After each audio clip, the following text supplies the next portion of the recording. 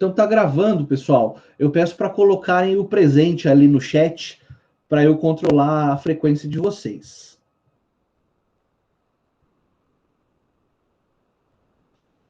Entendi, Luiz. É um tema bem amplo, não é? O que a gente pode pensar? Isso serve para todos os grupos. Dentro desses temas que são propositadamente amplos, a gente pode pensar em um tópico dentro daquele tema, né? Por exemplo, o Luiz está no grupo do sistema penitenciário, que ele comentou. Poderia pensar, assim, a título de exemplo só, o problema da superlotação, o problema do suicídio no cárcere. Boa noite, Lucas, seja bem-vindo. O problema da má alimentação, da proliferação de doenças e por aí vai. Não. O teclado da Juliana estragou, mas ela está presente, tá? Da Juliana Batista? Bonfim. Tá. Obrigada. Beleza. Nada. Beleza. Eu tô vendo que ela tá presente. Entenderam, turma? Para que a gente possa, então, delimitar essa primeira semana que passou e essa semana também, as 3 primeiras semanas, por assim dizer, elas são organizacionais mesmo, para que a gente possa começar a dar direção para a pesquisa. É óbvio, né? Por exemplo, assim, ó, isonomia material e direito das mulheres. Quer dizer, isso por si só já dá uma tese de doutorado, é um tema realmente amplo. E por que não propositadamente amplo, né? Na verdade, isso faz parte também da dedicação de vocês, da participação de vocês, Vai, sem zoeira aí no chat, por favor. Para a gente poder aprender a delimitar um tema de pesquisa também. Isso é muito importante, a questão levantada pelo Luiz vem muito a calhar. Então, o que a gente pode fazer, enquanto conjunto, enquanto orientador, eu gosto muito de deixar, até quando eu oriento TCC, né, eu ajudo com os livros, com uma ideia e tal, e no mais eu tento não ficar cercando muito, sabe, o aluno. Lá no último ano, claro, né, eles já estão bem mais avançados em termos de conhecimento jurídico. Mas eu não fico muito cercando, porque eu acho que tem que ser um pouco da responsabilidade do aluno, né, de levar adiante a pesquisa. Claro que aqui com vocês a atenção é maior, no sentido de que vocês passem a ter uma visão do que é o desenvolvimento de um trabalho científico. Vocês já tiveram aula de metodologia, não tiveram? Semestre passado? Professor, Hum. é a Juliana, não estava funcionando o meu teclado, bugou o negócio aqui, mas eu acho que agora deu certo. E eu tô presente. Tá ótimo. Obrigada. Nada. Eu que agradeço. Vocês tiveram aula de metodologia, turma? Sim ou não?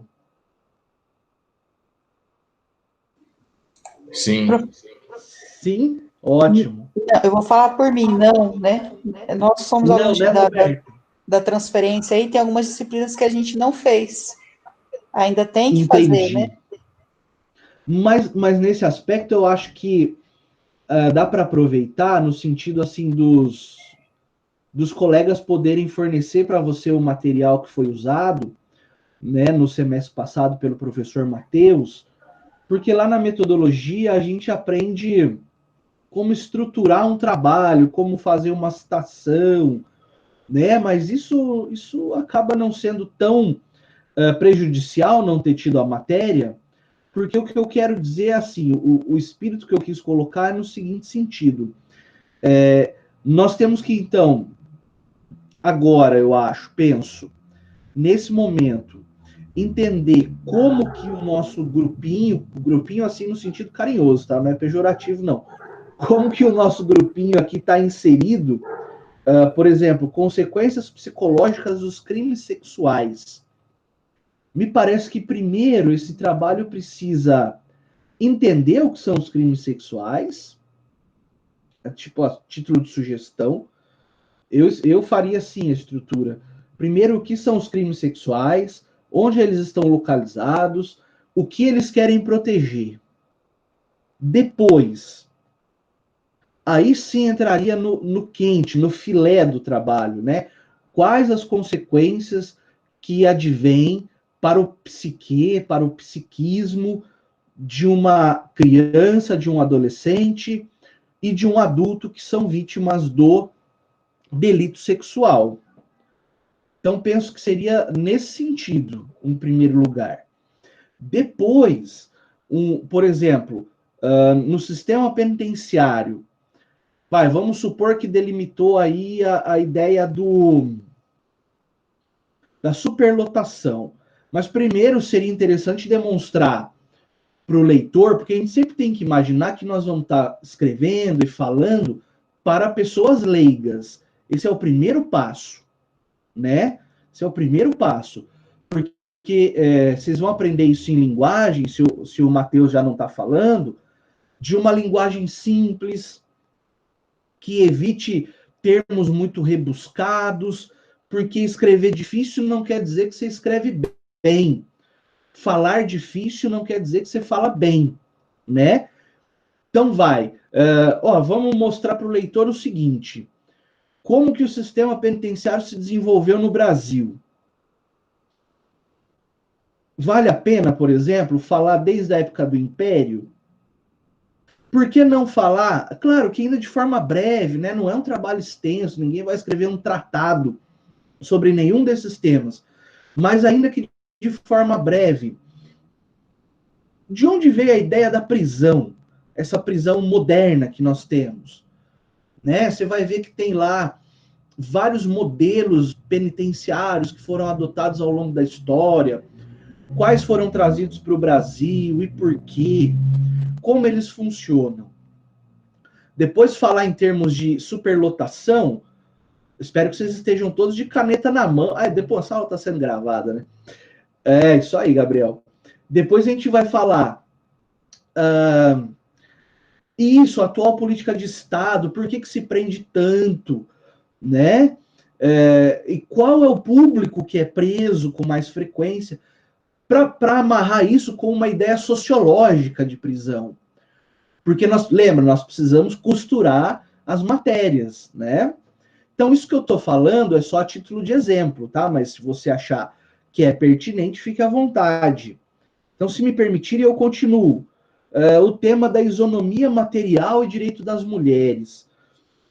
Aqui nós estamos falando de um público, não é? De uma parte da sociedade que é historicamente discriminada. E aí nós precisamos entender o porquê dessa discriminação, de onde veio essa sociedade patriarcal, não é? Porque, em certa medida, ela se desenvolve tendo o homem como ponto de partida. E, a partir de então, como é um tema muito vasto, o direito das mulheres, eu penso que o grupo pode escolher em falar resumidamente de vários aspectos do direito das mulheres, ou eventualmente focar num tema e aprofundar. Aí, claro, vai dar a opção que o grupo vai tomar em conjunto, democraticamente lá, nas discussões que vocês estão fazendo. Mas, por exemplo, a mulher no mercado de trabalho, né? Por que a mulher recebe menos do que o homem para fazer exatamente a mesma atividade? A mulher como vítima de discriminação, até mesmo no que diz respeito à possibilidade de ser vítima de determinados delitos, que normalmente não são delitos que atingem os homens, né? Deixa eu só pegar aqui o gancho da pergunta do André. E isso, a luta por direitos, é isso que você está dizendo, eu imagino, né? Ao longo da história, Né? Veja, essa é uma aula aberta, turma. Não é só quem é do grupo do André que está autorizado a falar sobre isso. Tá? O chat está aberto para sugestões. Nós estamos aqui num ambiente de cooperação mútua, né? De ajuda mútua. Então é nesse sentido que eu penso. E assim como sugestão. Não estou falando que eu quero que seja assim. Né? Eu só atuo de forma ditatorial quando é para agendar datas e tudo mais. No resto, nós estamos falando sempre no ambiente aberto para sugestões, tá? Quando a gente vai falar, então, passando para um outro grupo, quando nós vamos falar de liberdade de expressão e fake news, nós precisamos entender de onde vem a proteção à liberdade de expressão, não é? Que é um valor, é um direito fundamental. Nós precisamos entender, eu penso, e levar isso para quem vai nos ler e para quem vai nos ouvir, a raiz desse direito, né? De onde vem, a partir de quando nós começamos a ter uma proteção tão importante da liberdade de expressão? E o contraponto, né? Até onde essa liberdade de expressão vai? Ela pode ser utilizada, por exemplo, para ofender determinados grupos sociais, para pregar ódio contra determinados grupos sociais, e o tema conjunto aí, que é o tema das fake news. Ontem mesmo eu estava assistindo uma aula sobre direito eleitoral, na qual o professor explicava o que são fake news. Porque, é qualquer notícia que seja fora da realidade, nós podemos considerar fake news? Qual é a gravidade disso? Né? Então, é nesse aspecto. Como que as fake news podem eventualmente influenciar negativamente na sociedade? Eu confesso que nunca vi uma influência positiva disso. Né? De um fato que seja falso e divulgado e ajude a sociedade. Me parece que ajuda o grupo que propaga esse tipo de notícia, não é? E isso, até que ponto vai essa liberdade? Não sei se você está me perguntando ou se você está concordando com o ponto que eu pus, o Adeilson. Mas até onde vai? Veja, nós temos uma proteção que a doutrina constitucionalista chama de proteção prima facie. Num primeiro momento, toda expressão de pensamento é livre. Esse é o primeiro passo do raciocínio. Qual que é o segundo passo do raciocínio? O confronto dessa liberdade com outros direitos pertencentes às pessoas. Então, o limite da liberdade de expressão, eu não tenho uma resposta, e nem a doutrina tem uma resposta peremptória, exata. Olha, vai até a página 5. Não, nós não sabemos, porque eu preciso confrontar aquilo que foi expressado com eventuais direitos de outras pessoas e grupos sociais que possam ter sido afrontados. Tá? Mas como aqui esse tema é um pouco mais delimitado, porque ele abrange, então, a liberdade de expressão em conjunto com as fake news. Nós podemos garantir... Seria uma última pergunta, assim, porque senão eu vou ficar ajudando demais vocês também. Mas seria, assim, um ponto-chave, na minha opinião. É possível proteger a liberdade de expressão a ponto tal que a propagação de fake news seja protegida? Então, nós vamos ter um direito à liberdade de expressão em contraponto com outros interesses da sociedade, não é? É mais ou menos nesse sentido. Com relação à redução da minoridade penal, né, são 5 grupos que nós temos na sala. Com relação à redução da minoridade penal, eu penso que pontos-chave que nós temos que abordar são os seguintes. Em primeiro lugar, existe uma disposição na Constituição que preveja uma idade mínima para a criminalização de uma pessoa? Eu respondo para vocês que tem, tá? Tem sim. É só dar uma procuradinha, salvo melhor juízo, lá no artigo 226 da Constituição, você encontra uma disposição nesse sentido. de que existe uma idade mínima. Lá, acredito que está 18 anos expressamente. A partir dessa ideia, nós, tecnicamente falando, numa técnica penal e constitucional, uma segunda pergunta. Esses 18 anos que estão na Constituição, eles podem ser reduzidos? E isso, muito bem colocado, Brandinho. Porque a pergunta que o Lucas colocou é a seguinte: ué, mas o cara com 16 anos, ele não é relativamente incapaz para o direito civil? E daí nós vamos ter que fazer os contrapontos e colocar as matérias, cada uma nos seus devidos lugares, né? No sentido de que, e daí eu vou responder a tua pergunta, embora ele tenha capacidade relativa no direito civil, isso não necessariamente reflete no sistema penal e no sistema de atendimento da criança e do adolescente prevista no ECA, entendeu? Embora sejam assuntos muito próximos, por outro lado, eles acabam se distanciando, né? Deixa eu ver se eu acho. E isso tem o voto. Porque daí alguma doutrina, alguns estudiosos vão dizer assim, uai, mas então o cara ele tem entendimento para saber o que é um voto e em quem votar, e ele não tem entendimento para saber que ele está dando um tiro na cabeça de alguém? Né? É esse tipo de debate. Pessoal, é o artigo 228, tá? São penalmente inimputáveis os menores de 18 anos sujeitos às normas da legislação especial.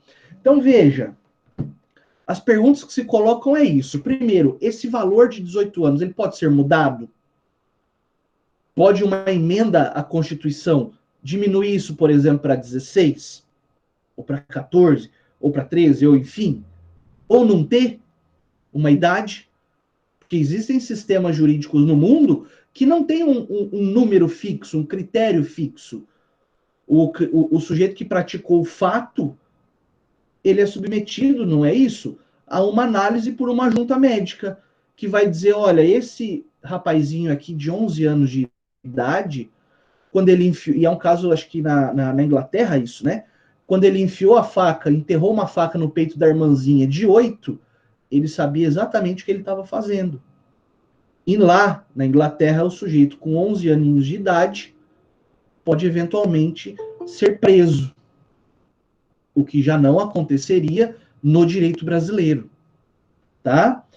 Além disso, é preciso entender, e sempre que nós tratamos de direito penal, boa noite, Pamela, seja bem-vinda, e aqui eu não estou querendo ideologizar ninguém, isso não é meu interesse. Meu interesse é colocar vocês para pensar com raciocínio crítico. Mas sempre que nós analisamos o sistema penal brasileiro, me parece interessante que nós entendamos qual é o público-alvo do sistema penal brasileiro, na sua maioria, né? Tá? Opa, imagina, fica à vontade. Seja bem-vinda. Então, é nesse sentido, né? E quando eu falo daí da minoridade penal, eu também vou ter que me preocupar em entender qual é a parcela desse público infanto-juvenil que está mais dado. O que é isso, Gabriel?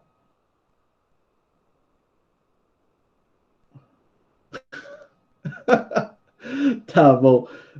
Beleza, beleza. Qual é a parcela desse público, não é? Delinquente, infrator? Quem são os membros desse grupo de adolescentes infratores no Brasil? Para que a gente possa trazer isso para uma análise sociológica, não é? Tá certo? Então, essas são algumas dicas iniciais do nosso encontro. Claro que a parte metodológica, o trabalho precisa ter, né, introdução, desenvolvimento e conclusão, certo? Em torno ali de suas que o mínimo 10 páginas, acho que foi isso que o professor Fábio fez com vocês semestre passado, mas me parece que 10, 12 páginas é um número bastante tranquilo de se trabalhar, que é o número de páginas que um artigo científico possui em geral, tá?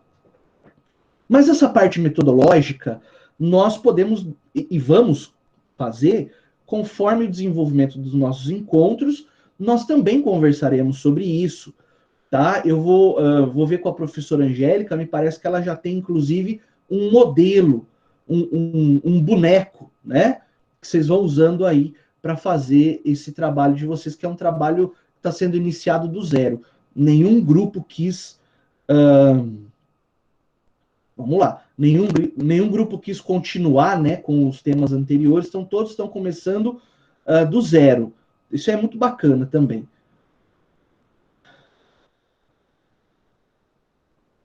Pois é, é exatamente esse tipo de visão, Lucas. Nós estamos diante do quê? De um direito penal que quer promover a readaptação social, por assim dizer, ou nós estamos diante de um direito penal que quer simplesmente tirar pessoas do convívio social sem qualquer nenhuma outra preocupação, né? E agora nós estamos falando aí de construir mais presídios e fechar escolas. Me parece que tinha que ser justamente o contrário, né? Exatamente. Muito bom. É bom entender, então, que vocês já estão com esse tipo de questionamentos em mente. Para hoje, qual que é a minha intenção hoje com vocês? Que nós possamos abrir os planos de ensino de todas as matérias do semestre, porque é um projeto integrador, não é isso? De todas as matérias. Então, abrir os planos de ensino e buscar pontos que possam ajudar esses temas que vocês escolheram. E isso, tem toda essa situação, Cauê. É só fazer uma pesquisa nesse tema do presídio, da minoridade penal, você encontra lá no site do Departamento Penitenciário, tá? DEPEN. Você vai encontrar números e dados que possam ajudar nas pesquisas. Tá joia? Então vamos lá. Ó, eu não vou fazer a apresentação, não, porque eu tenho o receio de travar aqui.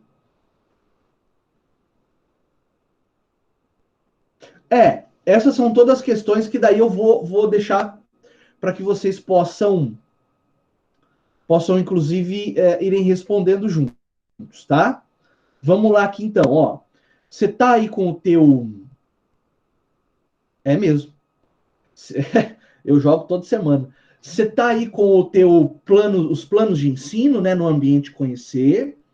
Então, eu vou dar aí 30 segundos para vocês abrirem o plano de direito constitucional, por favor. E aí nós vamos juntos abordar o plano de direito constitucional em primeiro lugar, tá? É claro que não dá tempo de abordar o plano todo, mas alguns temas que eu já deixei pré-destacados vão nos ajudar.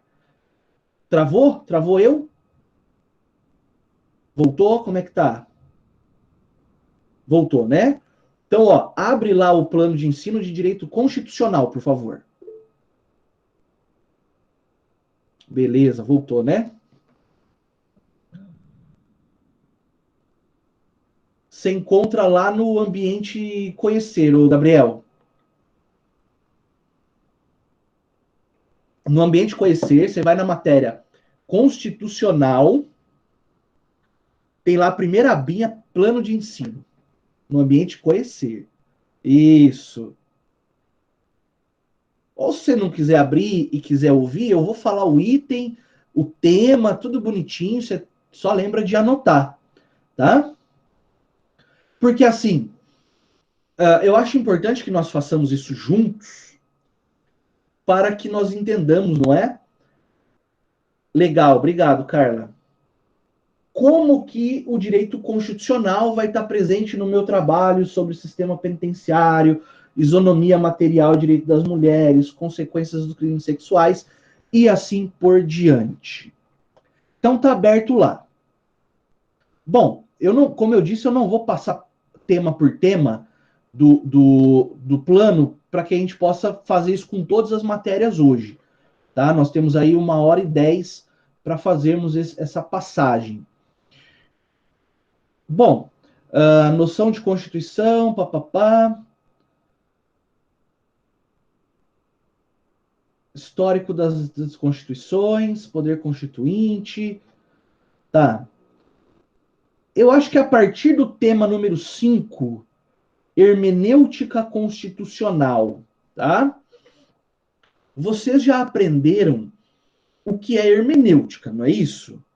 A hermenêutica é a ciência da interpretação, né? Vem lá do deus Hermes, do deus grego, né, que interpretava a vontade dos deuses do Olimpo e levavam para o povo grego, para as pessoas que não eram deuses, né, para os réis mortais.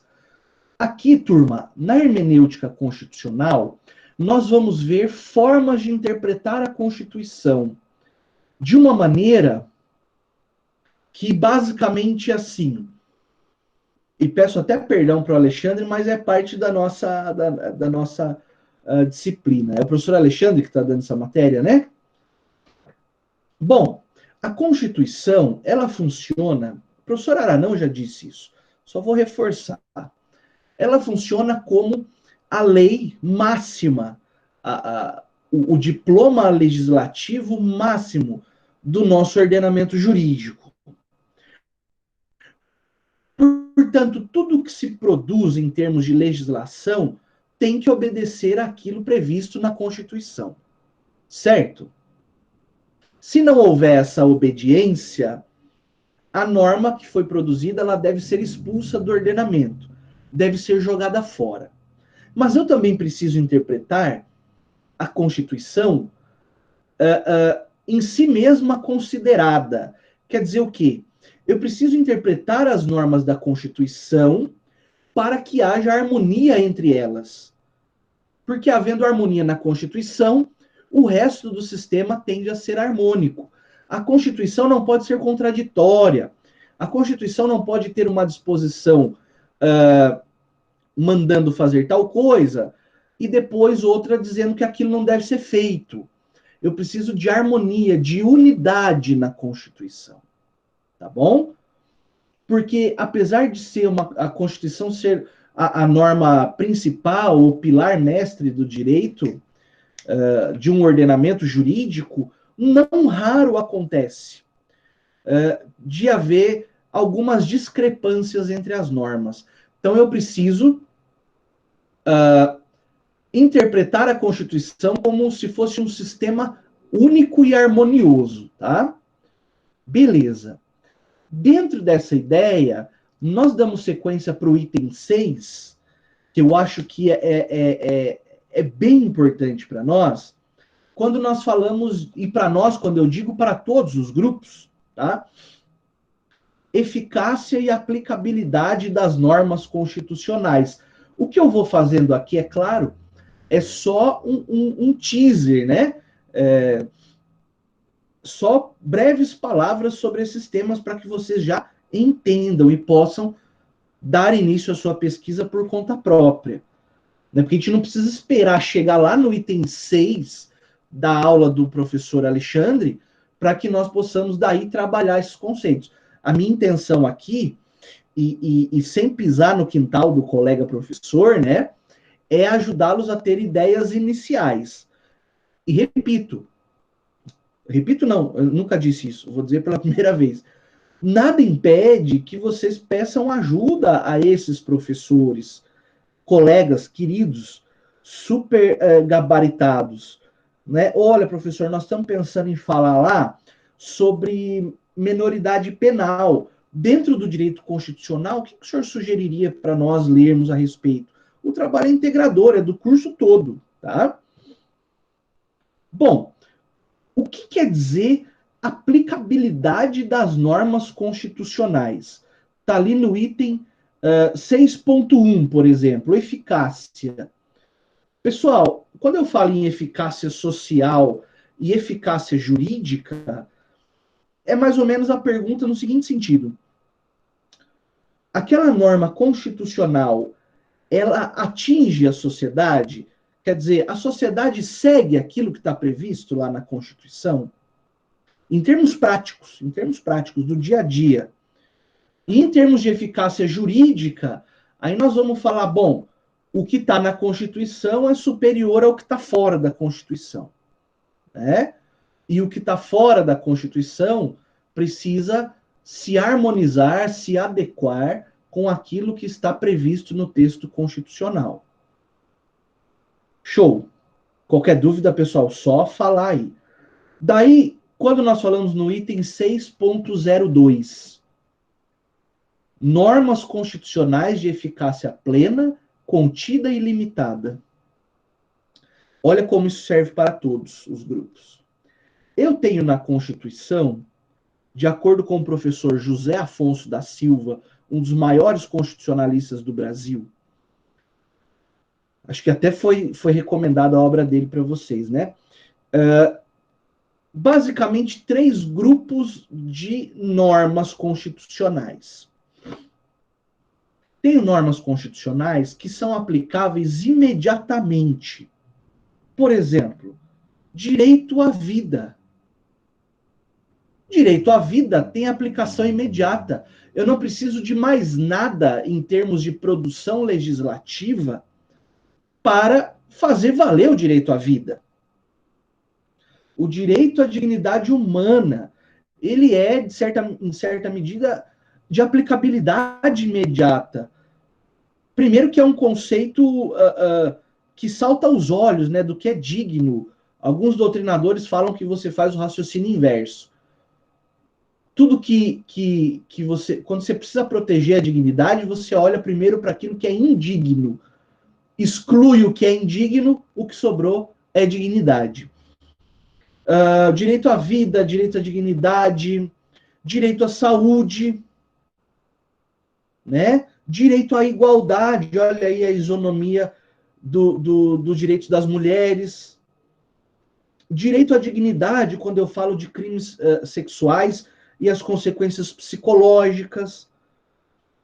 A própria liberdade é um direito de aplicação imediata, né? Quando eu falo liberdade de expressão, quando eu falo em dignidade do preso, proibição de tratamento cruel, ou desumano ou degradante, também está na Constituição, né? Quando eu falo aí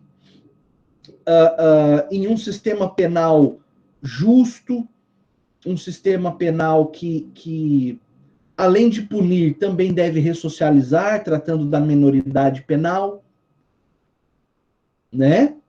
Porque, veja, essas normas não precisam de nenhuma intermediação. Então, tá lá a norma na Constituição, direito à vida, pá. Eu não preciso de mais nenhuma atividade legislativa para qualquer pessoa entrar em juízo, por exemplo, com uma ação pedindo a proteção do direito à vida, né? Direito à vida que é basicamente assim, direito de não ser morto arbitrariamente, né? Não é que não é o direito a não morrer, isso vai acontecer com todos. Mas você veja, quando o Estado, por exemplo, se organiza para matar as pessoas, né? Isso viola o direito à vida. Tá bem? Beleza, essas são normas de aplicação imediata. Depois eu tenho as normas de eficácia contida. É assim, a Constituição dá o direito e a própria Constituição limita o exercício desse direito. Com exemplo, eu acho que tudo sempre fica mais claro. Na Constituição, tem lá no artigo 5º, um inciso que diz assim: é livre o exercício de qualquer profissão, desde que obedecidas as regras para o seu exercício. Então, veja, usar o nosso exemplo do direito. É livre o exercício da advocacia. Essa é a primeira parte do dispositivo. Desde que o sujeito cole grau de bacharelado no direito e seja aprovado no exame de ordem. Então, é uma liberdade profissional, só que não ampla. Né? É uma liberdade profissional com uma limitação que a própria Constituição prevê. Isso são normas de eficácia contida. E no terceiro grupo, nós temos as normas de eficácia limitada. Bom, as normas de eficácia limitada são aquelas nas quais a Constituição mostra o direito, mas a própria Constituição exige uma regulamentação posterior por uma norma que está abaixo da Constituição. Vamos pegar um exemplo aqui para vocês. Então, repito, a norma de eficácia limitada, ela prevê o direito, mas esse direito não pode ser exercido imediatamente. Esse direito exige uma lei que faz, então, um meio termo entre a Constituição e as pessoas às quais a norma constitucional é dirigida. Vamos achar aqui um exemplo.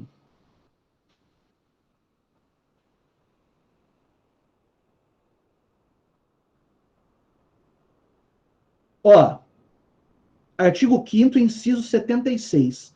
São gratuitos para os reconhecidamente pobres na forma da lei. Na forma da lei, tá vendo? Vai precisar de uma lei. O registro civil do nascimento e a certidão de óbito. O que a Constituição está falando? Para toda pessoa pobre, reconhecidamente pobre, é de graça o registro do nascimento e o registro do óbito. Mas para acessar esse direito, a Constituição exige uma lei, que está aí, ó, de remissão, a lei do registro público. Turma, fica fácil de enxergar isso? Sim ou não? O que eu quero que vocês entendam é o seguinte. Vamos ver se eu consigo me fazer mais claro para fins do nosso trabalho. Para fins dos nossos trabalhos, né? Eu vou estudar sistema penitenciário. Eu vou estudar a igualdade das mulheres. Eu vou estudar, eu anotei aqui, logo eu vou ter decorado. As consequências. Beleza. Eu vou estudar as consequências. Já, só um instantinho, você já vai entender, Gabriel. Eu vou estudar liberdade de expressão, consequências psicológicas dos crimes, minoridade penal. O que eu peço para vocês e oriento a fazer antes de buscar qualquer outra fonte jurídica? A Constituição Federal, né? Porque na Constituição Federal eu vou encontrar lá, tá aqui, ó. Na Constituição eu encontro normas que dizem respeito ao preso e ao sistema penitenciário. Por exemplo,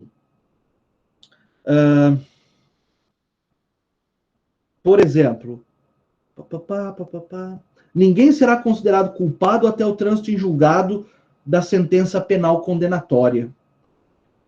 Ou eu vou achar que são proibidas as penas cruéis, degradantes, enfim. Se eu quero falar da igualdade da mulher, na Constituição, em primeiro lugar eu tenho que buscar onde está a igualdade na Constituição. E eu destaco que tem vários momentos que a Constituição fala da igualdade. Mas o primeiro passo é o caput do artigo 5º. Todos são iguais perante a lei, sem distinção de qualquer natureza. Me parece um ponto importante de início de um estudo, não é? Claro que depois eu vou usar normas protetivas da mulher que estão no direito do trabalho, também está aqui na Constituição, artigo 7º, normas que dizem respeito ao tratamento penal, enfim, conforme a área da igualdade de direitos que vocês buscarão. Daí eu vou falar do delito sexual e a necessidade de atendimento dessas vítimas. Me parece que um bom lugar para começar é a proteção à dignidade, que está no artigo 1º, inciso 3º da Constituição. Com relação à liberdade de expressão, artigo 5º, inciso 9. É livre a expressão de atividade intelectual, artística, científica, independentemente de censura. O 6 também fala da liberdade de consciência e crença, e por aí vai. Né? É livre a manifestação do pensamento, sendo vedado o anonimato. Tudo isso é na Constituição. E, por último, sobre a minoridade penal, o artigo 228, que eu já tratei. Você pode juntar com o dever que tem o Estado, a sociedade e a família de cuidar do menor de idade, do adolescente, da criança. O que eu gostaria de dizer para vocês com essa pequena explicação sobre constitucional é que nós precisamos começar a construir sempre o nosso raciocínio como um raciocínio constitucional ou constitucionalizado. Por que eu digo isso? Porque eu tenho a impressão que a Constituição ainda precisa de nós, estudiosos, para ganhar aquela força que ela tem em países mais desenvolvidos. A Constituição no Brasil hoje ainda é tratada sem todo o respeito e observância que ela merece.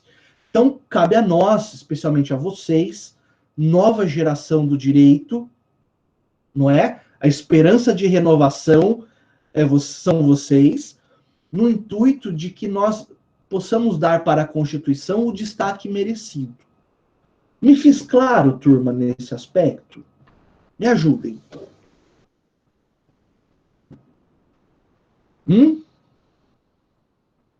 Lançar uma campanha aí para vocês ficarem com a câmera ligada para eu poder ver vocês. Eu só vejo figurinha aqui, né? Figurinhas muito bonitinhas, sim, claro. Mas a gente vai lançar uma campanha aí mundial para que os alunos liguem as câmeras. Já, inclusive, entrei em contato com a ONU e eles gostaram bastante da minha ideia. Beleza. Só para quebrar o gelo, tá? Ainda dentro desse programa de direito constitucional. Lá no item 7, nós temos aí os princípios constitucionais fundamentais, né, que nós vamos encontrar também no texto da Constituição, claro, né, óbvio, no seu artigo 1º. Nós vamos achar soberania, cidadania, dignidade humana, os valores do trabalho, livre iniciativa, pluralismo político e por aí vai. Nesse aspecto, nós vamos passar a ter aqui, junto com os objetivos fundamentais, que é o item 7.11, mais subsídios ainda para desenvolvermos o nosso raciocínio. Tá? Alguma dúvida, pessoal? Às vezes eu escambo a falar aqui e não paro mais. Alguma dúvida?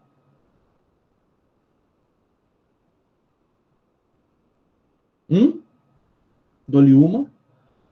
Beleza. Entenderam o raciocínio, né? Ótimo. Então agora eu vou pedir para vocês fecharem esse de direito constitucional.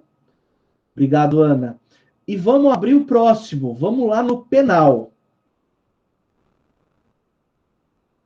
Se a Carla puder fazer a mesma operação aí de compartilhamento com o pessoal. Oi. Manda. Repete de novo que travou. Nós vamos agora analisar, Gabriel, o de constitucional, o de penal. O de penal. Tá? Um segundinho aí para vocês localizarem. e daí nós vamos conversar sobre penal.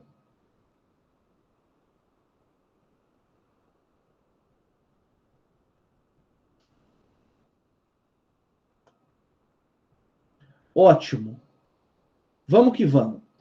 Ó, dentro do penal, eu sugiro, é claro que isso depois vocês podem enxergar coisas que eu não estou vendo também, né? São meras sugestões. Mas ali no item 5, teoria do crime, né? Oi, desculpa, chegou um chat aqui que eu não vi. O de penal não está lá.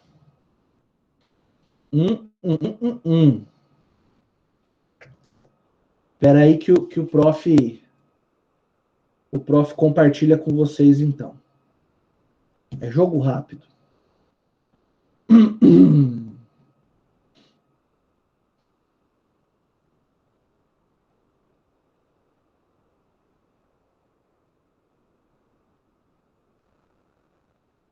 Só porque eu falei que era rápido. Aqui.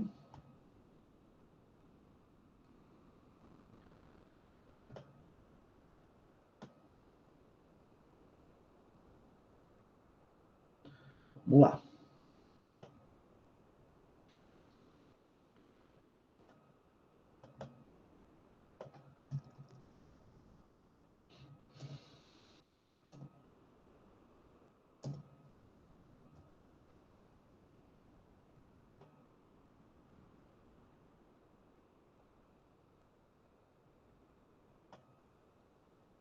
Aí, chegou lá, né?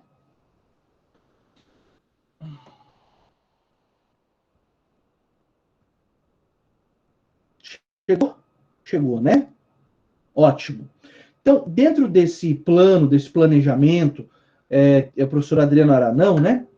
Que o professor Aranão fez aí, nós podemos nos servir de muitas coisas. Eu chamei a atenção para o item 5, que trata ali do sujeito ativo e sujeito passivo do crime. Isso pode ser utilizado, por exemplo, no trabalho que vai abordar a minoridade penal. Não é? Quem pode ser criminoso? E daí eu adianto que num primeiro momento vai estar escrito lá que o menor de 18 não é criminoso. Ele é adolescente infrator. Então, é um contraponto que você pode utilizar. Tá? E daí eu peço perdão se determinados temas são voltados para mais de um grupo em específico, mas nós vamos ajeitando para todos, fiquem tranquilos, tá? Então, no que diz respeito ao sujeito ativo e passivo. Depois, no item 9, nós temos ali a culpabilidade. Um estudo da culpabilidade. O que é isso? Né? Eu vou adiantar algumas coisas, mas, como eu disse, sempre breves palavras, para não invadir o quintal do colega e, enfim, não causar nenhum desconforto nesse aspecto. Mas o crime, modernamente, ele é analisado com base em 3 elementos, né? Quais são esses elementos? O fato típico, quer dizer, uma conduta culposa ou dolosa que gerou um resultado previsto na lei penal. Entre o resultado e a conduta, existe um nexo. E, além de tudo, esse pacote todo está previsto na lei. Então, quer ver? Ó, como exemplo. José dá uma facada no estômago, no abdômen de João. Qual que é a conduta? Facada. E João vem a morrer. Então, qual que é a conduta? Facada. Qual que é o resultado? A morte do João. Tem nexo causal entre a facada e a morte? É perguntar, a facada causou a morte? Sim. No nosso exemplo, sim. E isso tudo tem previsão na lei? Matar alguém? Sim. Artigo 121 do Código Penal. já fizemos o nosso primeiro elemento, fato típico. Conduta, gerou um resultado, tem nexo entre a conduta e o resultado, e isso tudo está descrito na lei. O próximo passo é nos perguntarmos o seguinte: essa conduta do José, que deu a facada, e o João que levou, né? Essa conduta do José é uma conduta contrária ao Código Penal? Contrária à lei? Depende. Porque agora eu vou melhorar o exemplo. Vamos supor que o João, que é a vítima, a suposta vítima, estava vindo com um taco de beisebol para dar na cabeça do José. E o José, antes de tomar o golpe, que também seria fatal, age em legítima defesa e estoca uma facada na pança, no bucho do seu agressor. Então, apesar de eu ter um fato típico, ele não é contrário à lei, porque a pessoa se defendeu. Não, no primeiro movimento era só para mostrar que não tinha isso, né? Isso, era só assim, o cara chegou e deu a facada. Agora, se não houver essa legítima defesa, voltando para o exemplo, nós temos um fato típico, né, uma ação com resultado, nexo causal e previsto na lei, que também afronta o direito. Show? Então, nós já percorremos 2 passos dos 3 que nós temos que percorrer. Percorremos o primeiro passo, que é o fato típico. O segundo o passo, que é da ilicitude, contrariedade ao direito. E agora nós vamos ver o terceiro passo. O sujeito que deu a facada, ele tinha algum problema de retardo mental, de doença mental, desenvolvimento mental incompleto? Não, não. Ele era um sujeito consciente. Ele tinha quantos anos de idade? Olha aí a importância. Ele tinha 18 anos de idade, tinha 19 anos de idade.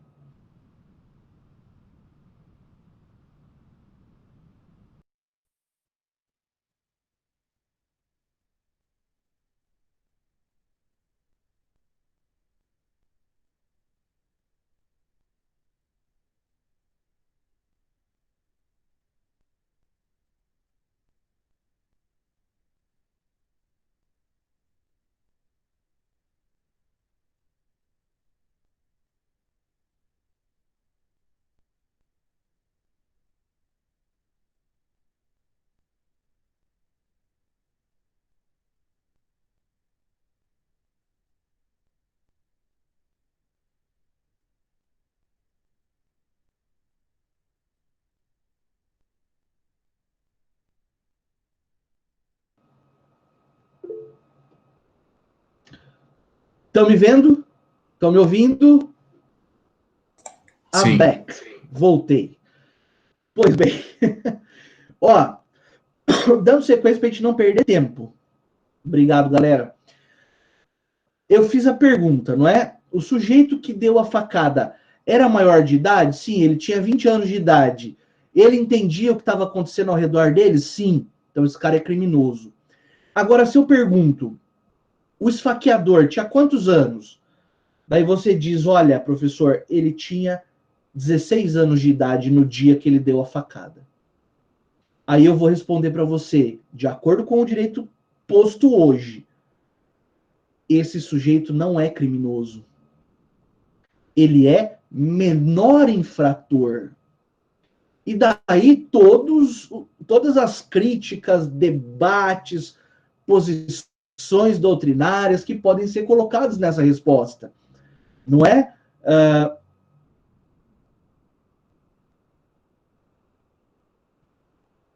Você pode ser um pouquinho mais descritivo na pergunta, Deilson? Eu também não consegui te entender. Oi, professor, boa noite, tudo bem? Tá me ouvindo? Tudo e você? Tudo bem, graças a Deus. Não, o senhor falou em relação à legítima defesa, né? Que o indivíduo esfaqueia o outro, sendo que o José, estaria vindo com um taco de beisebol. Independentemente dele usar o taco de beisebol para tentar causar algum dano no indivíduo, ele em primeiro Entendi. movimento e desferir a facada no primeiro movimento, não em resposta, né? E a gente usa isso no boxe. Então, Perdão. no que? No boxe? No boxe é o primeiro movimento, quando você bate, foi o primeiro. Ó, no exemplo que eu dei foi o seguinte, o cara já tá vindo com o golpe armado. É claro que são análises circunstanciais, mas a gente pode enriquecer o exemplo. Os caras estão dentro de um boteco. Boteco é um lugar bastante frutífero para acontecer esse tipo de coisa, né? Estão lá no boteco, jogando sinuca. Começa uma discussão por valor de ficha, e o cara roubou e não roubou, aquilo vai ganhando proporções. O primeiro agressor pega um taco de sinuca e levanta para desferir o golpe. É claro que na vida real é tudo milésimo de segundos, mas para exemplo serve. Hora que ele levantou para dar, antes que ele desse o golpe, aquele que levaria a atacada saca um canivete e corta a jugular do agressor. Né? Isso a princípio, claro que vai depender de várias nuances, mas a princípio pode ser sim elencado como um caso de legítima defesa. Não sei se era nesse sentido a dúvida. Era assim, se teria que haver necessariamente uma lesão propriamente dita na física? Não. Dita para cicatrizar. Não, porque o artigo 23, né, do Código Penal, 23 e 25, que tratam do tema, eles falam de uma ameaça injusta e grave. Claro que você não vai esperar o sujeito tomar o primeiro tiro para depois reagir em legítima defesa. Tudo depende da análise circunstancial, se aquela ameaça é real, é uma ameaça concreta, né? Eu lembro de um caso que foi assim, briga de boteco. Um cara pegou o taco para dar a paulada primeiro, o outro foi mais ágil e pegou uma bola de sinuca e deu uma bolada de sinuca na cabeça do agressor, que o cara caiu na calçada morto, né? Claro que isso é super grave. Direito penal tem isso, né? O sangue jorra, né, pela tela do computador. Mas veja, será que o cara ia esperar tomar uma tacada e quebrar um braço ou quebrar a cabeça para depois tentar reagir? Né? E o que eu preciso nesse caso, Adeilson, é que eu tenha uma agressão injusta e grave, iminente ou atual. Então, atual, os caras estão trocando soco. E o sujeito tá vendo que ali ele vai tomar um prejuízo danado apanhando daquele jeito. Ele alcança um pedaço de pau e dá na cabeça do agressor dele. É claro que também a reação tem que ser só a ponto de fazer cessar a violência, a agressão. Né? Não posso, por exemplo, desacordo o meu agressor, daí eu chamo o bairro todo para dar bicuda no cara até 1h da manhã. Aí também eu tenho excesso. O excesso também é punível. Tá certo? Espero ter te esclarecido. Show. Beleza. Então veja, quando eu estudo a culpabilidade para a teoria, para o trabalho da minoridade penal, eu estou aqui num campo muito fértil, no item 9 lá do plano de ensino do professor de direito penal, do professor Aranão. Porque eu tenho ali a teoria psicológica, que avaliaria a critério só de entendimento. E aí, nesse caso, eu não teria critério etário. Eu simplesmente submeteria o criminoso, o autor do fato, a uma análise por médicos, por psiquiatras, psicólogos, enfim, e eles diriam, não, esse cara com 16 anos sabia o que estava fazendo. Mas não foi essa a opção do nosso Código Penal. A opção do nosso Código Penal, historicamente, é um critério biopsicológico. Para o direito penal, o sujeito com menos de 18 anos não sabe o que ele está fazendo. tá? E daí teve, inclusive, aquele projeto de lei, projeto de emenda, muito discutido, vocês, por favor, pesquisem depois, e turma como um todo, né? Que dizia assim, olha, não, vamos fazer o seguinte, então. Para os crimes hediondos, nós vamos diminuir a minoridade penal. Os crimes hediondos são aqueles mais graves, né? E para os crimes não hediondos, continua 18 anos. Daí tem um professor, Rogério Sanches, que ele fala assim, tá, então, para praticar um homicídio qualificado, o sujeito sabe o que está fazendo. E para furtar uma bicicleta de R$30, ele não sabe o que está fazendo. Veja, a legislação que trata da minoridade penal, ou os projetos da minoridade penal, eles acabam sendo um pouco capengas. Por quê? Porque é feito a toque de caixa, é feito na correria. Geralmente em ano de eleição, ou quando acontece um fato grave envolvendo menor. Tá? O que mais ainda nós podemos tratar aqui? Penso que o sujeito ativo é importante e a culpabilidade. Claro que outros aspectos, como o próprio conceito de direito penal, né, para que serve o direito penal, isso tudo vai ajudar nos trabalhos que têm esse viés voltado para o estudo do direito penal. Joia? Alguma dúvida? Desculpa se eu fico, às vezes, elocubrando muito, falando muito aí desses temas, mas é que me empolga sempre estudar, enfim, em geral, é muito bacana.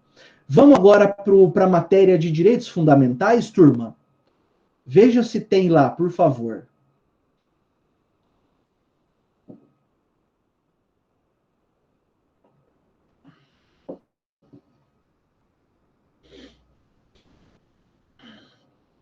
Direitos Humanos e Fundamentais, da professora Elisângela.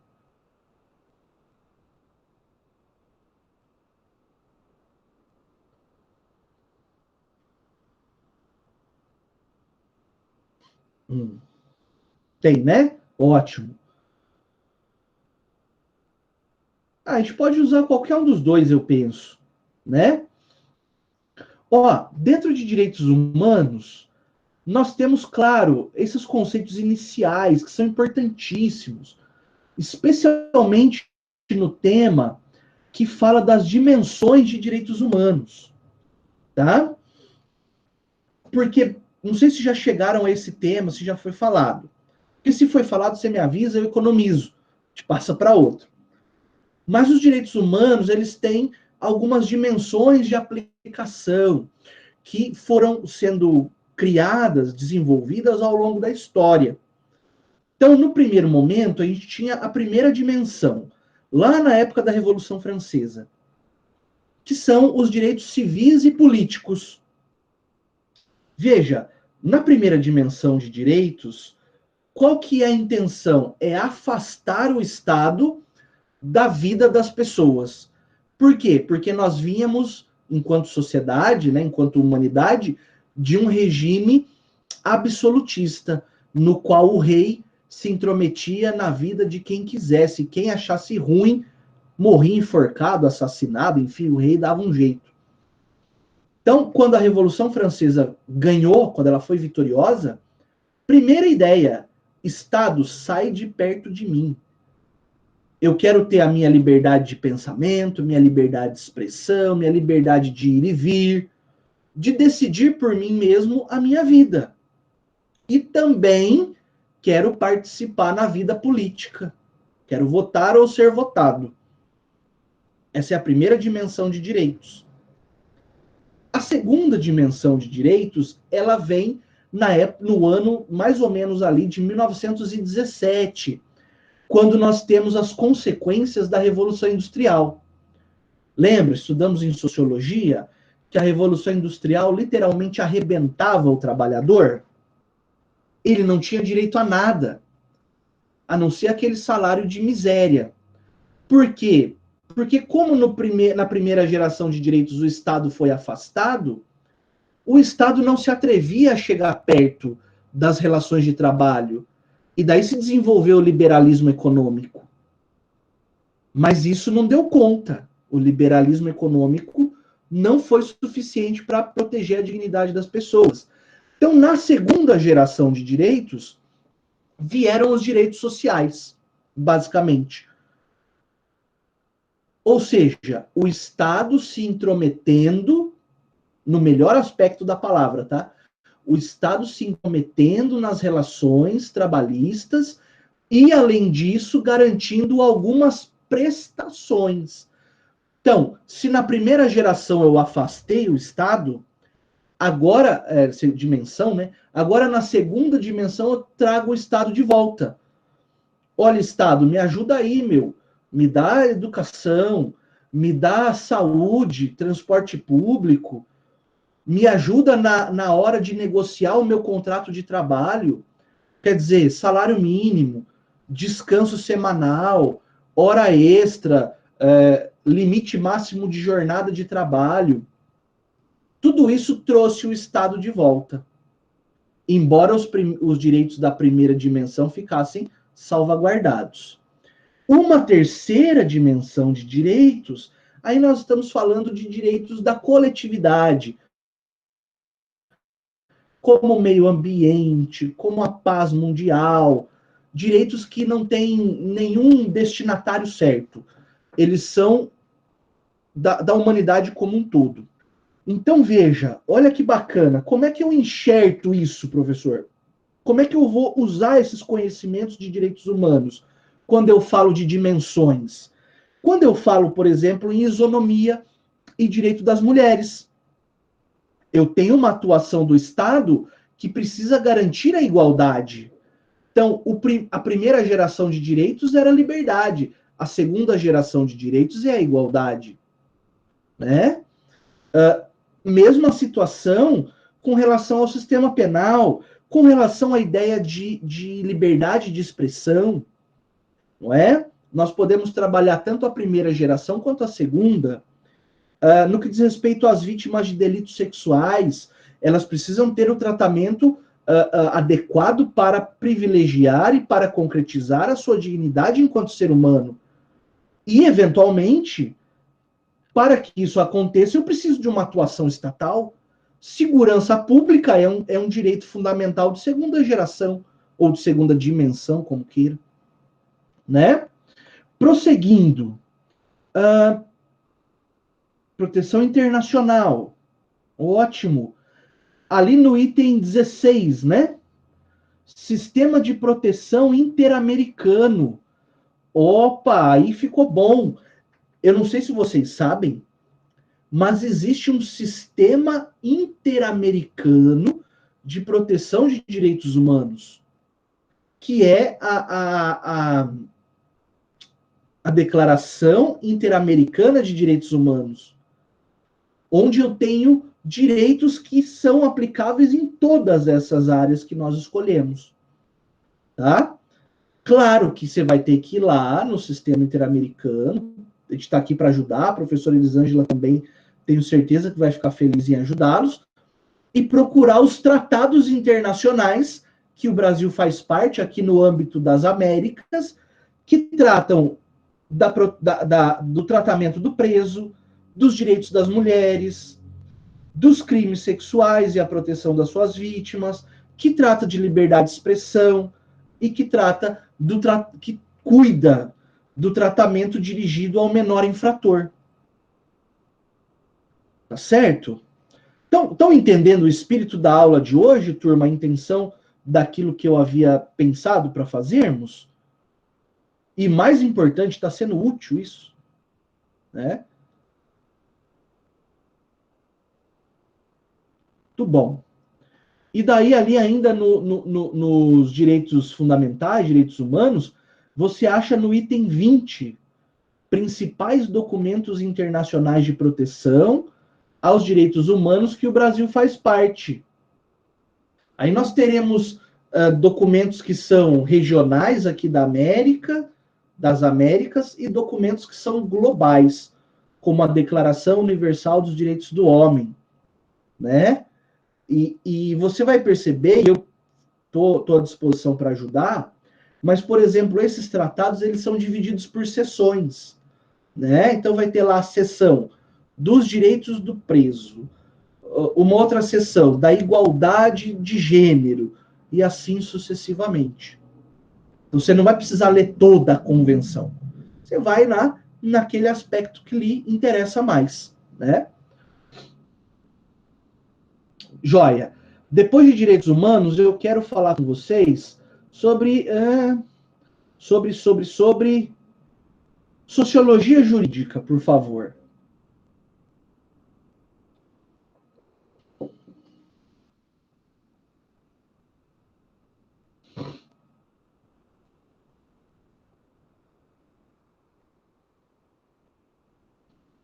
Tem lá, turma, na sociologia jurídica?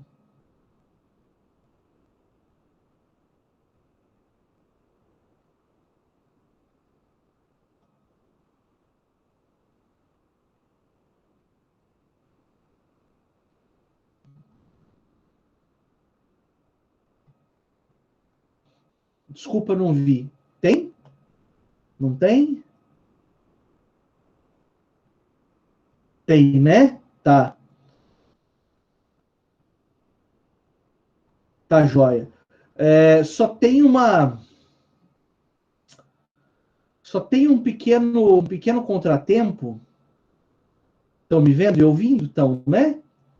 Só tem um pequeno contratempo que a minha máquina resolveu atualizar agora o Adobe. Daí eu não consigo abrir. E lasqueira.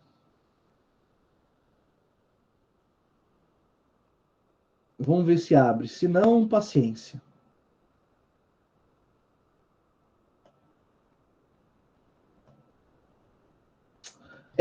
Não está abrindo, mas eu posso adiantar já alguns conceitos. No que diz respeito à sociologia jurídica, nós vamos encontrar ali, estão me vendo e ouvindo, né? Tudo em ordem, ótimo.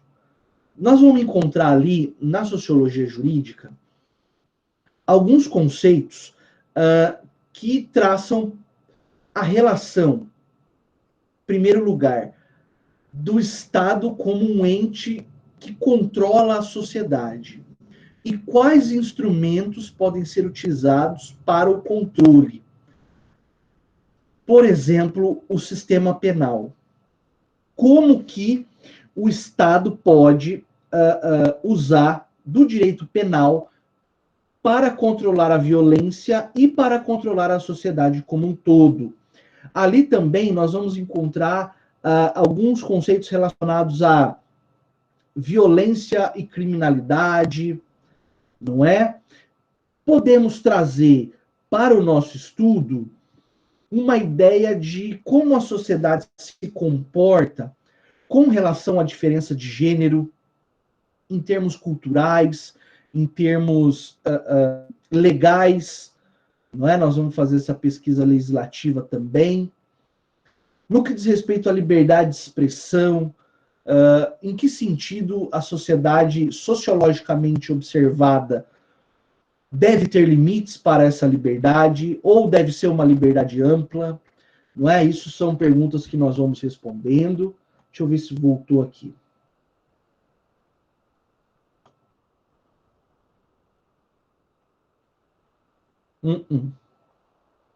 Não. Tá, não tem problema.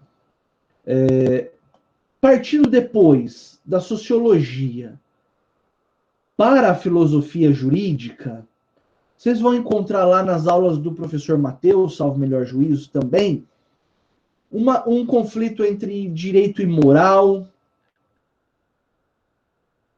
entre os limites da regulação jurídica. Seria perguntar assim, será que o sistema jurídico ele interfere onde não deveria?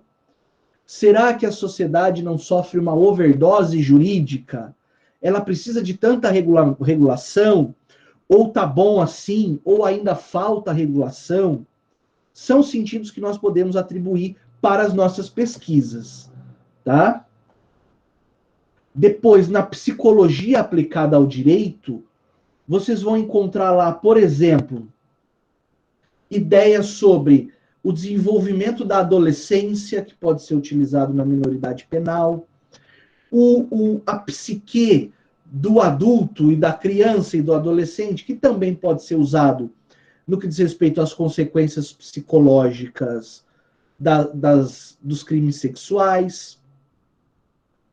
Podemos entender com um viés psicológico o sistema penitenciário e os males que ele causa nos presos, né?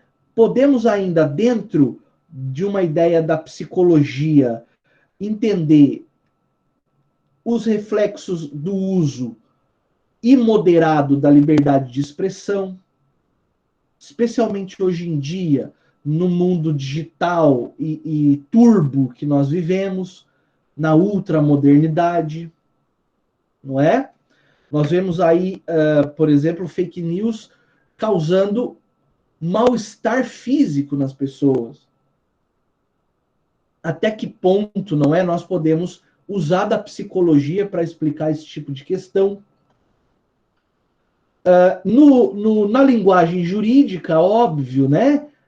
A construção dos períodos, dos parágrafos, a escrita, como eu disse, simples, mas com conteúdo. Não adianta nada colocar um monte de palavra bonita que não diz nada, não é? Um monte de palavrões, não no sentido pejorativo, mas palavras grandes que não dizem nada, né? Mas isso também não quer dizer que a gente vai ficar acomodado com o nosso vocabulário. Eu penso que o conhecimento da língua sempre nos ajuda, porque quanto mais você conhece, mais claro você pode ser na sua escrita. Até hoje eu corrijo alguns TCCs que um parágrafo tem 30 linhas, é desse tamanho. Até o leitor chegar na 4ª linha, ele já esqueceu que ele começou a ler lá em cima, não é verdade? Então nós precisamos fazer parágrafos curtos e objetivos, cada um trazendo uma ideia, num encadeamento, com começo, meio e fim. Tá? Isso tudo nós veremos lá quando formos aplicando os conhecimentos da linguagem. E por último, mas não menos importante, o direito civil. Opa, o direito civil, a gente conhece aí, não é? Um pouco do direito civil já. Então, no direito civil, nós temos aí ideias como direito da personalidade, dano moral, em certa medida, a gente vai falar. Quer dizer, o sujeito que está num sistema penitenciário falido, será que ele não tem direito a um dano moral por estar ali? Ou, claro que, pessoal, não quero que entendam assim que o discurso é pró-réu, é pró-criminoso. Estou só lançando perguntas, tá? A pessoa que é vítima de um crime sexual, ela faz jus a uma indenização pelo dano moral? Não é? Quando uma mulher é afrontada na sua igualdade, que aspecto da sua personalidade, e aqui não estou falando de personalidade da psicologia, tá? Estou falando que aspecto do direito da personalidade dela que foi afrontado, né? Nós vamos falar ainda em termos de direito civil, vamos falar sobre domicílio, a ideia da incapacidade, que já foi trazida na aula de hoje, inclusive, para quem for abordar a menoridade penal, não é? A liberdade de expressão, ela compõe os direitos da personalidade, que nós veremos no direito civil. O uso indevido desse direito viola outros colegas. Beleza, Amanda? Viola outros colegas é ótimo, né? Viola outras pessoas, desculpa. Então, são temas que estarão sendo abordados no semestre todo, por mim e pelos demais professores, nas disciplinas respectivas. E a proposta de hoje era mais ou menos essa, que pudesse ajudá-los de posse do seu tema, ler os planos de ensino e procurar lá, nesses planos, o que vai encaixar. É parte de um aprendizado com relação à pesquisa. E a partir de identificadas essas áreas, buscar os materiais para começar a escrever. Eu não sei se já começaram a escrever. Se não, não tem problema nenhum. Nós também não estamos aqui numa corrida contra o tempo. Mas eu espero que, a partir desse encontro de hoje, nós consigamos identificar nos planos de ensino os pontos que vão nos interessar e, a partir daí, buscar nas bibliografias que foram recomendadas pelos professores todos e aquelas que foram recomendadas aqui também no Projeto Integrador 2, ter a capacidade de ir lá na bibliografia, achar o ponto do livro, ler. Claro que ninguém aqui precisa sair desbravando o direito em áreas que ainda sequer ouviram falar. Mas eu tenho certeza que todos têm a capacidade de ler um capítulo do livro e tirar alguma ideia dali, né? E eu vou estar à disposição para respondê-los, assim como todos os demais colegas professores. Se por acaso não sentirem a vontade de perguntar para eles, pode ficar à vontade de perguntar para mim. Porque se eu não souber também, eu vou estudar e vou trazer a resposta que você precisa. Tá? É mais ou menos esse sentido. A palavra está aberta, quem quiser fique à vontade para dizer. Se achou também que não valeu de nada o encontro de hoje, pode postar aí. Lembra que depois eu vou ter que dar nota para você. Hein? Tô brincando. Tá certo? Mas fique à vontade, pessoal. Nós estamos aqui para debater e construir essa disciplina juntos. Tá? Alguém gostaria de fazer uma sugestão?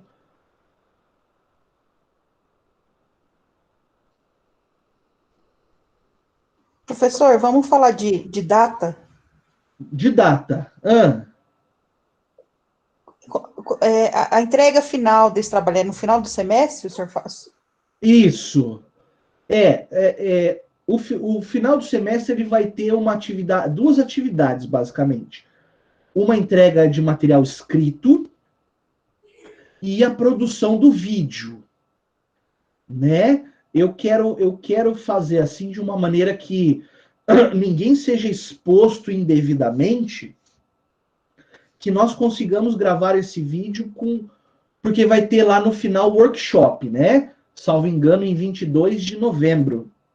Então, antes do 22 de novembro, pelo menos uns 15 dias antes, se for possível, acho que 15 dias, uma semana, talvez seja suficiente, que nós já tenhamos esse vídeo gravado, eventualmente editado, para que ele seja entregue como um produto final e acabado. Né? Para quem for assistir ao workshop, pelo menos essa é a ideia que eu tenho, e eu tenho certeza que vocês são mais do que capazes. Para quem for assistir, pessoas de outros cursos, porque o workshop daí é da faculdade toda, da universidade toda, que a pessoa veja a apresentação de vocês e saia dali dizendo mais ou menos o seguinte: olha, hoje eu aprendi com o grupo do sistema penitenciário como funciona a cadeia pública no Brasil e quais são suas eventuais mazelas. Hoje eu aprendi que a minoridade penal, por exemplo, deve ser reduzida por isso, por aquilo, ou não deve ser reduzida pelos argumentos tais, e assim sucessivamente. Tá? Então, assim, em termos de datas, Roberta, eu ainda não pensei numa fixação de datas, mas eu sei que tem colegas que gostam de trabalhar com calendário. Então, vamos fazer o seguinte. Nós temos a próxima aula agora no dia 27. No dia 27, eu vou trazer uma espécie de plano de atividades para que os grupos desenvolvam juntos. O que vocês acham? Bacana, professor. Por exemplo, como eu fiz no mestrado, assim, ó, do período tal ao período tal, coleta de materiais. Do período tal ao período tal, início da escrita. Por exemplo, elaborar a introdução. Parece que não, mas a introdução é um dos pontos mais importantes do trabalho. Depois, do período tal ao período tal, o desenvolvimento do trabalho. O desenvolvimento, que eu digo, o corpo do trabalho. Introdução, desenvolvimento, e num terceiro período, conclusão. Para que nós cheguemos... Olha, e nós temos um semestre para trabalhar, só que o tempo voa, né? Professor, licença. Pois... A Ana pediu para avisar que o dela caiu. Ah, não, tudo bem. Obrigado, Gabriel. Para que, então, nós consigamos... e é claro que cada um, eu penso que cada um vai estar a par do trabalho, até na vírgula, todos vão conhecer o trabalho inteirinho, para que nós consigamos ir desenvolvendo esse raciocínio escrito e também já pensando na parte falada. O que eu quero dizer para vocês é o seguinte: o vídeo é importante como uma vitrine para vocês também. Mas ninguém tem que ser profissional, tá? Ninguém vai chegar lá e, né, com voz postada e dar um show de oratória. Eu sei que vocês têm capacidade, mas não sintam essa pressão. Nós precisamos expor um trabalho que fizemos. Eu penso que todo aquele que fez efetivamente um trabalho já tem 80% da apresentação oral na mão, porque conhece o trabalho que está fazendo, né? E, além de tudo, vai ser em vídeo, nós não necessariamente vamos estar diante de uma plateia, que isso assusta bastante, eu sei. E eu tinha proposto na outra aula, vou renovar a proposta. Nós podemos fazer assim: venceu o prazo da introdução. Nós vamos vir aqui numa aula, numa quinta-feira, nesse mesmo horário, nesse mesmo canal, e cada grupo vai apresentar a sua introdução. Vai falar para os colegas. Se não quiser, eu nem gravo. Eu nem gravo. Só para você ir soltando a tua fala, a tua língua. Terminou o desenvolvimento, façamos um outro mini seminário, por assim dizer. Aí os grupos expõem o seu desenvolvimento, o corpo da pesquisa. Terminou a conclusão, e daí já vai ser lá no final do semestre, faz uma mini apresentação da conclusão. Claro que, quando você avança uma fase, você vai ter que falar um pouquinho das fases anteriores. Porque daí você vai ver que no tal do vídeo, na exposição final, você já vai ter falado do trabalho 3 vezes. Né? Eu expus essa sistemática para a professora Angélica, ela achou muito bom, e concordamos em trabalhar assim. Né? Então, nós podemos fazer nesse sentido, porque aqui nós vamos estar falando entre amigos, a família do segundo termo, e eventual deslize e erro é a coisa mais normal que tem. Né? Não existe orador perfeito. Tá? O que existe é um orador esforçado que conhece o trabalho ou o tema que ele se propõe a falar. Você ia perguntar, Roberta? Fica à vontade. Não, bacana, professor. Agora sim, a gente vai se acalmando, né? Vai vendo como funciona de fato e vai né, criando expectativas, pensando como vai ser. Isso, né, porque, na verdade, Roberta, esse projeto integrador, ele é novo para todo mundo. Eu diria que ele é novo no Brasil inteiro, assim. E nós vamos construindo juntos, assim. E eu fico muito feliz de saber que juntos, né, nós, aqui do Noturno, a professora Angélica com a turma do Matutino, nós é que vamos dar a forma desse projeto integrador, que provavelmente, eu tenho certeza, que vai ser aproveitado até o 7º semestre. Né? Bacana, professor. Obrigado. Imagina, eu que agradeço. Beleza, então, turma, daí no próximo encontro, a gente já coloca aqui para geral como que estão as pesquisas, porque daí, professor, estou com dificuldade de achar o material, eu vou dar uma ajuda. Mas como eu disse na última aula, eu prefiro que vocês primeiro procurem, se sacrifiquem em certa medida um pouquinho para achar os materiais, e depois, caso aí tenha sido impossível achar, eu estou à disposição para ajudá-los. Mas é isso, assim. E daí nós já vamos daí traçar um plano, que depois eu posso, inclusive, colocar no Ambiente Conhecer. as datas, né? E é claro que isso tudo pode ser discutido. Eu posso falar assim, olha, daqui 3 semanas eu quero a introdução pronta. Aí vocês podem falar, professor, mas daí, pô, ficou muito em cima. Só que nós temos que levar em consideração o calendário todo, né? Para que a gente não fique depois no final muito apertado. Tá certo? Legal? Alguma dúvida, colocação?